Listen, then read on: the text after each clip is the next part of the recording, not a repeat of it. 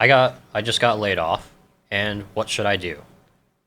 What is my checklist? What should I be getting prepared for? What should I be looking at? There's so many things to think about when you get laid off. Yeah, we saw in the summary for the market that I just presented that first time initial unemployment claims is up 50% from the low that it hit back in April. And so this is happening more and more. 255,000 people last week applied for, first initial unemployment. And I've had a couple conversations with clients who've been laid off. Here in the tech business, we're seeing some layoffs and slowdowns and different things along those lines. So what do you do? What's some of the things that you should think about, correct? And there's lots of different pieces that are out there. I'll try to focus more or less on some of the financial ones as far as that goes. I think one of the first things I do is to really take inventory. What do I have, right? What assets do I have? Where are they? Am I aggressively invested? More so than I should be because I used to have an income and now I don't, at least temporarily. Should I be a little bit more conservatively invested to just make sure I maintain principal? Because the double whammy of a layoff combined with having your assets fall dramatically would be really painful. I would probably try to avoid some of that. And so you had a whole bunch of things when we were talking about this before too that I think were really useful. Yeah, so you want to figure out if you're a dual income household, how much of your pay is kind of disappeared. Is it only half? Then maybe you can figure out, okay, my insurance is okay. If I just go through my partner's insurance, I don't need to do Cobra. So you have to think about, what is my insurance needs now? Do I have it? If I'm the only one providing the health insurance, I have to do Cobra. What is that going to do? Because my employer is not subsidizing anymore. How much more is that going to cost me? Next is, do I have any outstanding debts, like a student loan where I could go into forbearance, for 6 months where I don't have to make that monthly payment, even though student loans right now are zero because if you're for a federal loan at least. But you can postpone them for 6 months and there'd be a kind of like just an accrual of interest but you don't have forced to pay payments. Yeah, we just answered the question about, should I be cutting back because the market's coming down? You just lost your job. That's kind of your own market, downturn. So what we advise there still fits too. Go through your budget. What do you have in there that you don't really need? I always look at standard of living as an issue. So there's always something I can cut on my budget without even affecting my standard of living at all, something I'm not even using anymore. Gym membership or something along those lines. But if you're laid off, you probably should be considering some reduction in standard of living, at least temporarily, just because, you don't want to compound the problems that you have by running into debt and doing all these different types of things. It's time to kind of batten down the hatchets on the budget side.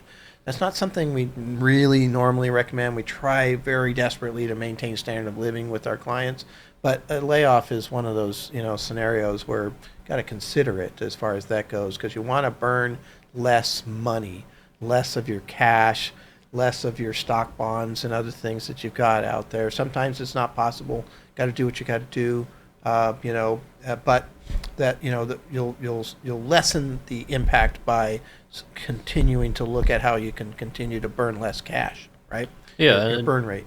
And hopefully you have some sort of emergency fund. Maybe for most working people that can be from 6 to 12 months of kind of that's rule of thumb, that standardization of where I have 6 months.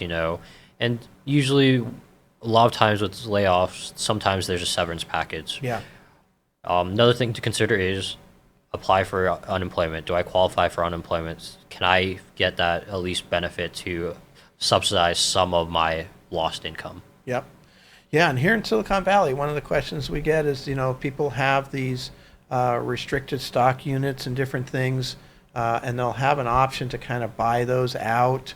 And so been involved in a couple conversations with those. It's something to think about. it's kind of a weird scenario to put out some money to buy something when you're trying to cut back, but it really depends on the situation that you're in, whether that's worth it or not. And so there's a whole bunch of strategies there, but don't miss out on, your stock options if you have them, if you have any options with those. So it's an interesting area. The whole layoff picture is probably going to pick up here.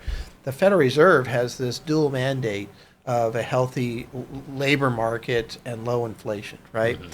And they kept rates down, and they really, really continued to purchase $120 billion of bonds a month to create liquidity, with the concept of trying to help the labor market get back, because it was decimated. It was 15.5 million people unemployed overnight when everything closed down. And so getting that back down to 5.9 or 5.5 right now where it is a big accomplishment. But in doing that, they kept things down possibly too long, and now they're flipping over to the inflation side, and they will probably overdo it on that side. And when they do that, they'll cause more unemployment than they're expecting. Right now, their statement of economic projection that they had at their last meeting showed that unemployment would be at 4.1% versus 3.6 now. That's millions of jobs, right? That differential. And everybody that is out there, not everybody, but a lot of people that are out there are saying, well, that might be a bit low, might be closer to 5 or what have you, before you can really hammer down inflation to the 2-3% that they want. So layoffs will be more common.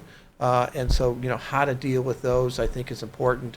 You're going to maybe have a 401k left over at that place of business. You need to consider what to do with that. Do you leave it there and continue to manage it? Do they allow that?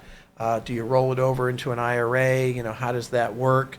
But you have those things that you need to think about also as far as that goes. So anyway, that's a good question, and there's something, there's a lot of things that can be done. We're probably just scratching the surface really on the overall list, but it's this is a live show, we come up with these things. So, anyway, if you get into that situation, give us a call and let us talk to you about your scenario.